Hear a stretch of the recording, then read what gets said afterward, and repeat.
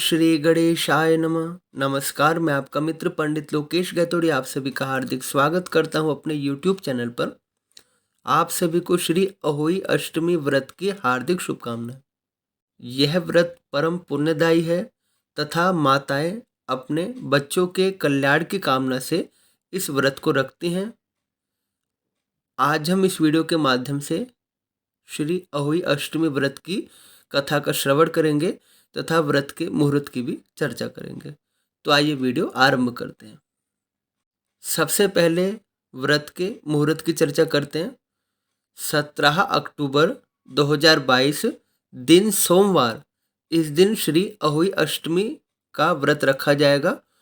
जो अष्टमी तिथि है वो 17 अक्टूबर 2022 को प्रातःकाल 9:29 पर आरंभ होगी और 18 अक्टूबर 2022 को प्रातःकाल 11:57 पर समाप्त होगी।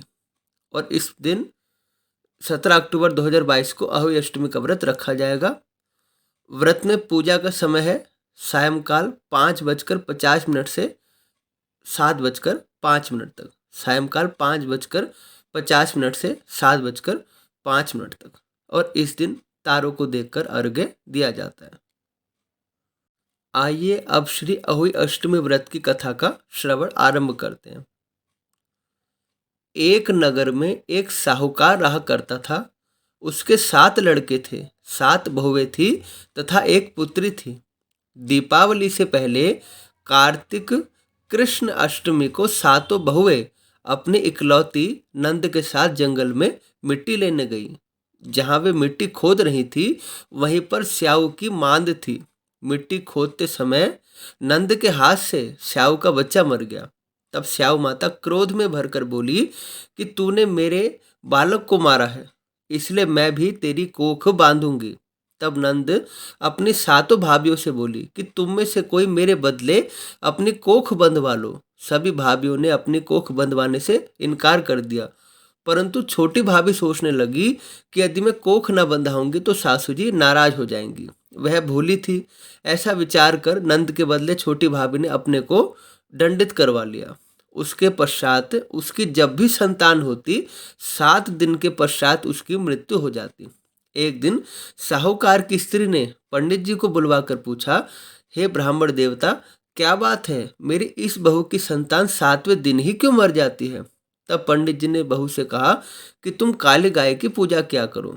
काली गाय स्याऊ माता की बहन है, वह तेरी कोख छोड़े तो तेरा बच्चा जी उठेगा। उसके बाद उनकी आज्ञा मानकर बहू प्रातःकाल उठकर चुपचाप काली गाय के नीचे सफाई कराती। एक दिन गौ माता बोली कि आजकल कौन मेरी सेवा कर रहा है, सो आज देखूंगी।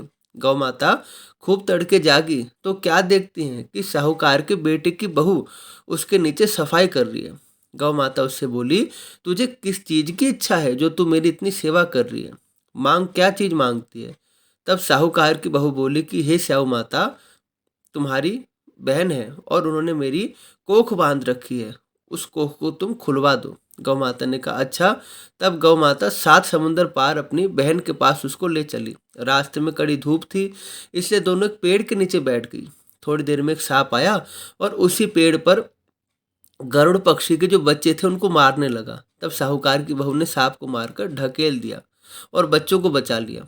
थोड़ी देर में गरुड़ पंखनी वहां आई तो वहां खून पड़ा देखकर साहूकार की बहू को चोंच मारने लगी। तब साहूकार ने बोली कि मैंने तेरे बच्चे को नहीं मारा, बल्कि सांप तेरे बच्चे को डसने आया था। मैंने तो पत्थर मार के उस सांप को भगा दिया और तेरे बच्चों की रक्षा की है। यह सुनकर गरुड़ पंखनी खुश होकर बोली कि मांग, तू क्या मांगती है? वह बोली, 7 समुंदर पार स्याऊ माता रहती है, मुझे तू उसके पास पहुंचा दे। तब गरुड़ पंखनी ने दोनों को अपनी पीठ पर बैठाकर स्याऊ माता के पास पहुंचा दिया। स्याऊ माता उन्हें देखकर बोली, आप बहन बहुत दिनों बाद आई है। फिर कहने लगी, बहन मेरे सिर में जू पड़ गई है। तब गौ माता के कहने से साहूकार की बहू ने सिलाई से उसकी जू निकाल दी। इस पर स्याऊ माता प्रसन्न होकर बोली कि तेरे 7 बेटे और 7 बहू हो।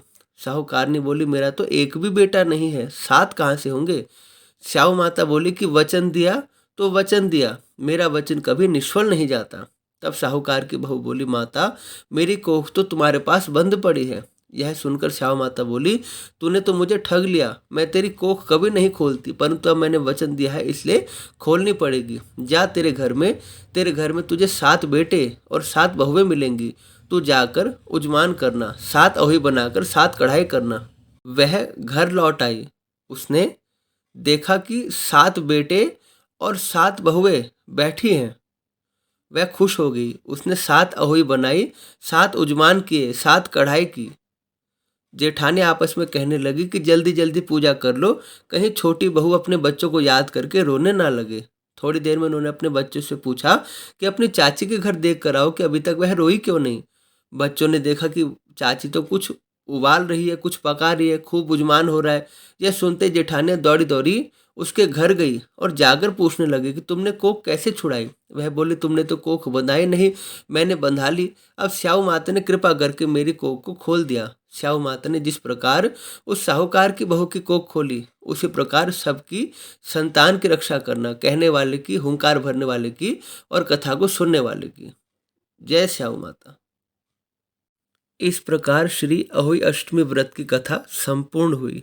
यदि आपको कथा पसंद आए तो कृपया वीडियो को लाइक अवश्य कीजिए, साथ ही साथ अपने कमेंट दीजिए, और यदि आपने हमारे चैनल को अभी तक सब्सक्राइब नहीं किया है तो कृपया सब्सक्राइब कीजिए और आगे भी इसे शेयर कीजिए। हमारे चैनल पर आपको व्रत कथा, धर्म, अध्यात्म, ज्योतिष तथा राशिफल संबंधित संपूर्ण जानकारियाँ देखने को मिलेंगी, इसलिए स्वयं भी इसे सब्सक्राइब कीजिए और बेल आइकन जरूर प्रेस कीजिए ताकि आने वाली सभी वीडियो की नोटिफिकेशन सबसे पहले आपको प्राप्त हो सके। मिलते हैं एक अगले विषय के साथ, तब तक के लिए आप सभी को जय श्री राम।